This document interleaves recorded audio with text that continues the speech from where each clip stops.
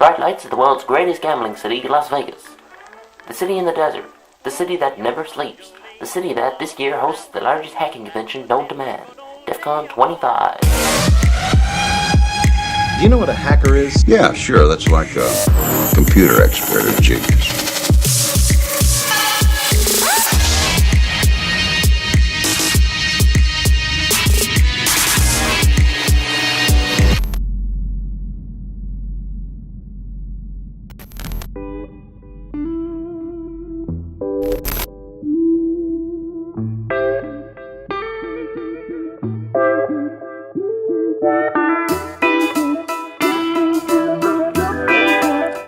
I was doing nothing because I was at Black Hat giving a speech, but my team was working their little butts off.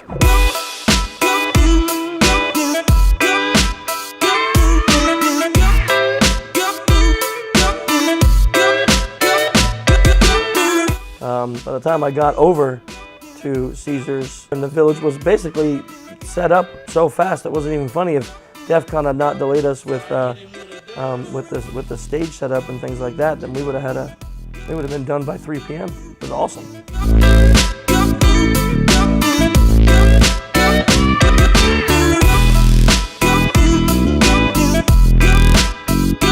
Walking to my destiny, to tell the boys I'm not free.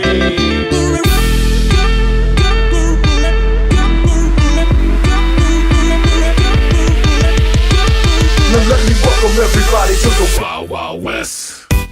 I think setup was great, actually. I think you and I were kind of busy over at Black Hat, and so it was nice when we got over and everyone was already in full bore, as I recall.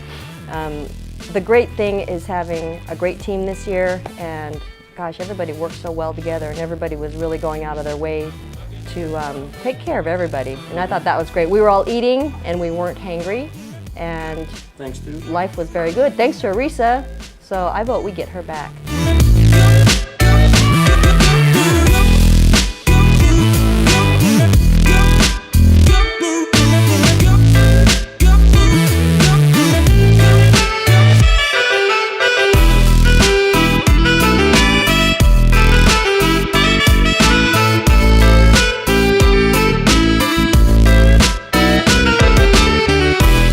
I don't know if I got them inspired for DEFCON too much. I think, I don't know if inspiring is a word that many people would use for me, but I think the beginning team meeting was mainly just outlining whose responsibilities were what. That way we were all clear on who was like managing. Delegating responsibility is very important, so I don't have to do everything, and everybody handled their particular departments just perfectly.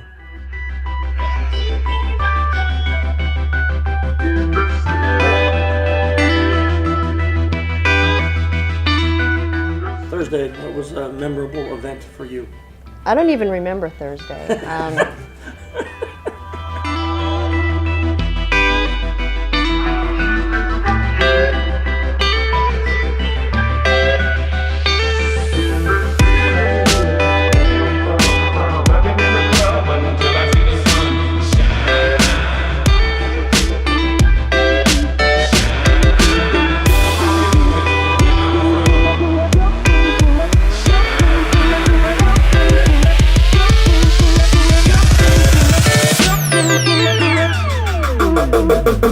Let me welcome everybody to the Wild Wild West. We had a line going down the hallways, both ways, different days, which just kept people coming in and out nonstop. We had 124 people sign up for that competition. We could only take 15, so I think it was a resounding success as far as that goes. And it starts off with them being handcuffed and leg cuffed inside of our booth.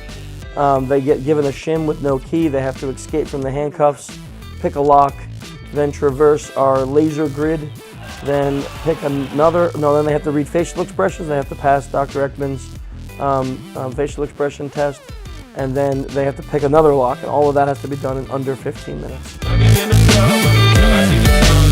The frickin' lasers on frickin' sharks. The neat thing is that it's not something that anyone can really prepare for. They don't know what to expect. And it's just something, it's not something that it... Stop it, Dan. Cause.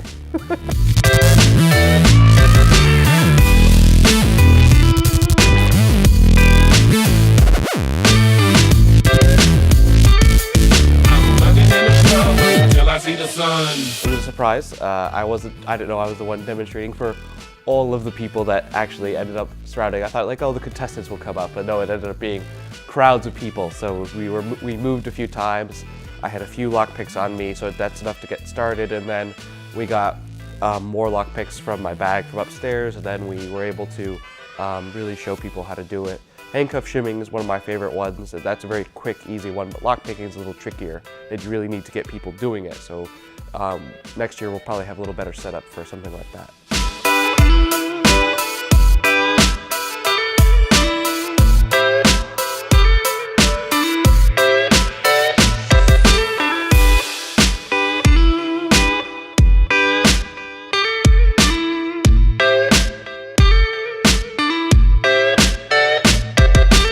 So the fun thing is that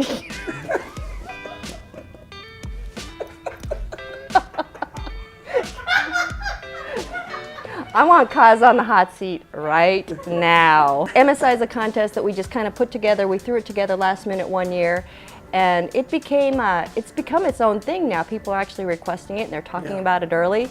And we have quite the fun setup where people can practice all the things that we talk about and in a really kind of fun, non-competitive environment, although it's a competition, but it's all for fun.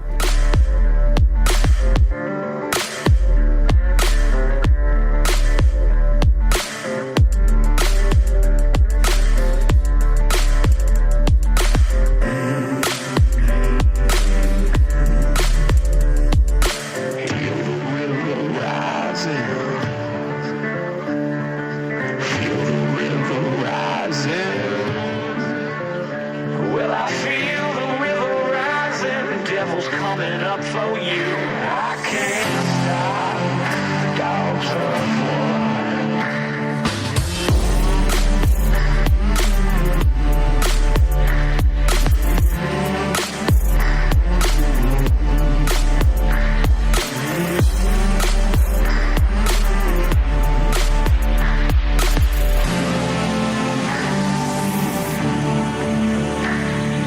Social Engineering Village is basically giving you a inside look at what it's like to actually try to physically penetrate someone's defenses, whether it be by gaining someone's trust so that they're giving you information that you otherwise probably shouldn't have, breaking someone's locks, figuring out how to compromise somebody's physical security. This competition was by far the most fun that I have had in months. The shimming of the handcuff keys, having to get out of that, getting out, having the locks, having to find a way to penetrate, how to get past the laser grid, absolutely fantastic. And the truth is, we need more people like all of us here, because the more we know, the more we can share, the better we can educate, and the safer the world's gonna be, the safer our country, our corporations, our homes are gonna be. And so that's the point to what we're doing here, and I'm so excited to have been a part of it. The first day was just amazing.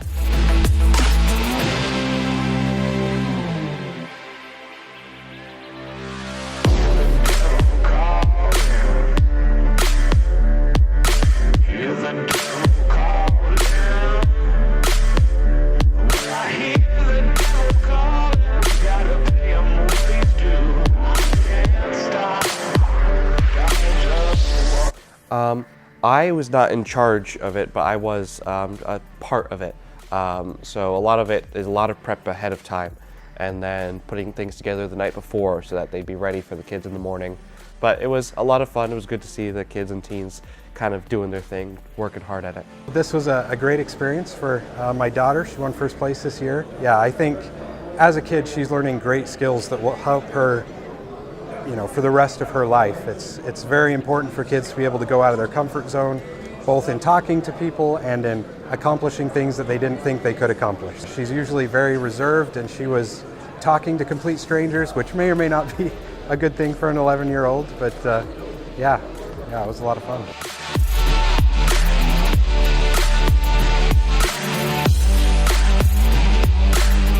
The SCCTF for Kids is amazing, right? It's It's a great bar of entry to get our kids into the community that we've fostered over the years, right? This year was just phenomenal to have the two back together again and just see how they work so hard, and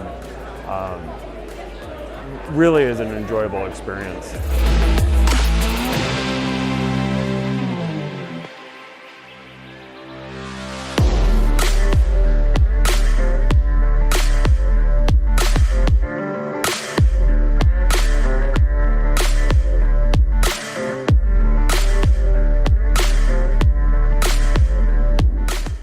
On Friday, you know, we had what I guess the personal highlights for me is always seeing new people come into the booth, and people that have never done this before and are not social engineers.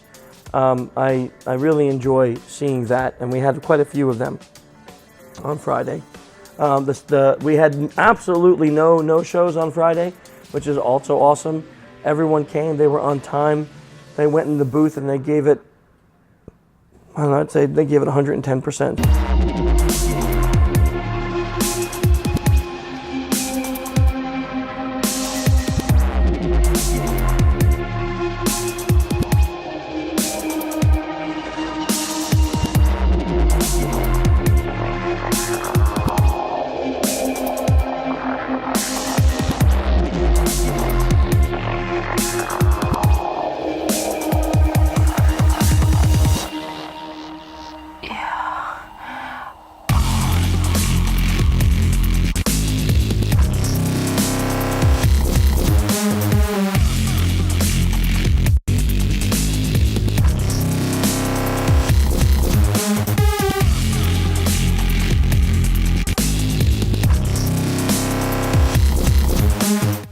Well, I think pretty clearly the most memorable were the two calls that won first and second place. It's really kind of amazing that we have people that don't do this for a living, and if they prepare well enough and they really kind of psych themselves up, have great pretexts, it's kind of amazing what they can accomplish with just one call, right? Our winner got everything done in basically one call and just blew it out of the water, and I was pretty much in awe, actually. It was a really, really great call.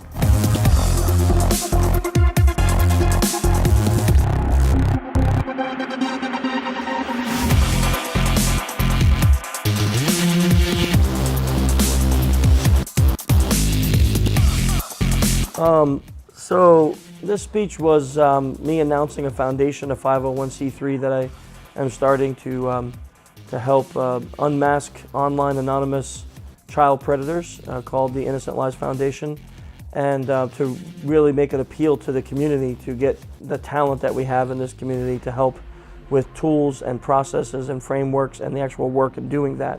What I expected to happen was kind of, you know, people to say, hey, I'm interested, let's talk, how can we help?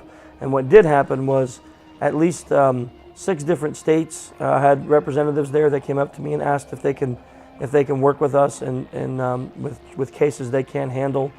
We've had I had over $6,000 in donations in 24 hours, and I have another probably 24 contacts, some really big companies, some I can't mention yet, but some really big companies that are offering us data sets from breaches of dark web child porn sites. So we'll have just tons of usernames that we can utilize for that without having to actually go to any malicious or terrible website. So I honestly, the success of announcing that was much more than I ever thought that would happen.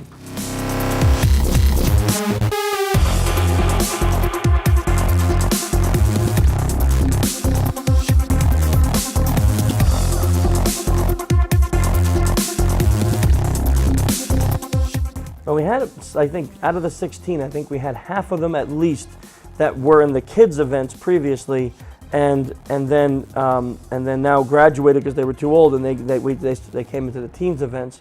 So they were all really excited about it because they had known what we'd done previously. What they didn't know is that we amped up the difficulty level and also the SE level of it. So the ending result was every teen I spoke to said they loved it. It was phenomenal.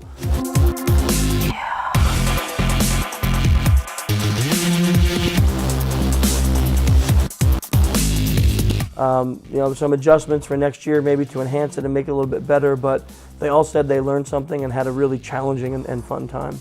Well, I think it was amazing. Our sponsors enabled us to give out some really, really cool prizes. We gave a 3D printer and a 32 gig Raspberry Pi 3rd edition box out. So it was just some really cool prizes for the teens event.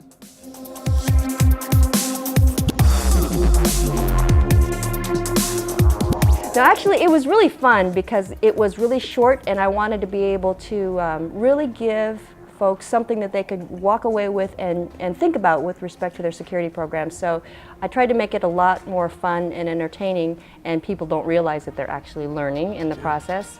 So it was just a fun crowd. They were really interactive, and I would have liked a little bit more time to be able to talk to people, but I think for me, I kind of like to get to the point and get on with it, and so 30 minutes was great for me, and had a lot of great interaction and a great crowd. Lots of fun. How'd you get that fez? I feel really bad about getting the fez. Isham was our contestant, and I wouldn't let him out of the booth until he promised I could pose with it. And then he gave it to me, and then I thought, wow, what if he social engineered me? But apparently the fez is from Tunisia, legit. And so it may be making a reappearance next year. You never know. Yeah. Why does everyone hug you? I really like to meet people, and I like making SE Village a welcoming place for people.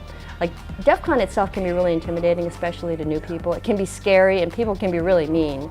And so I like that SE Village is a safe and friendly place where anybody feels like they can walk in, and we're happy to meet them, and we're happy to make new friends. And it's a place where they can learn and have a good time.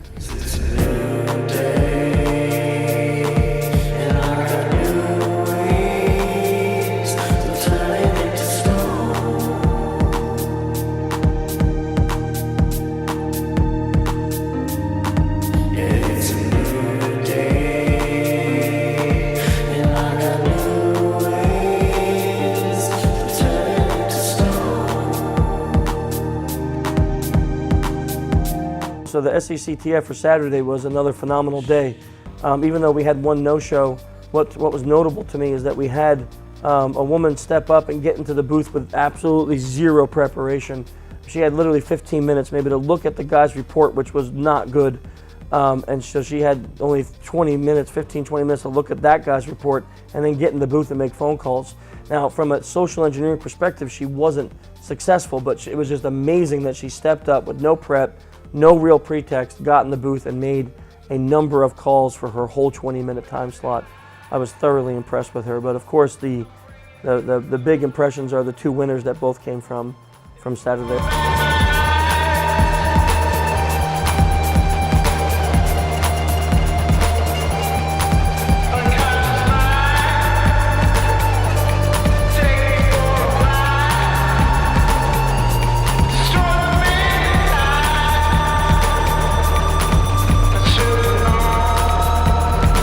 Podcast. So we had Tim Larkin. Didn't know what to expect with him. I'd never spoken to him before, just through email. And I found that to be a truly fascinating podcast about situational awareness and how to utilize situational awareness to keep yourself safe.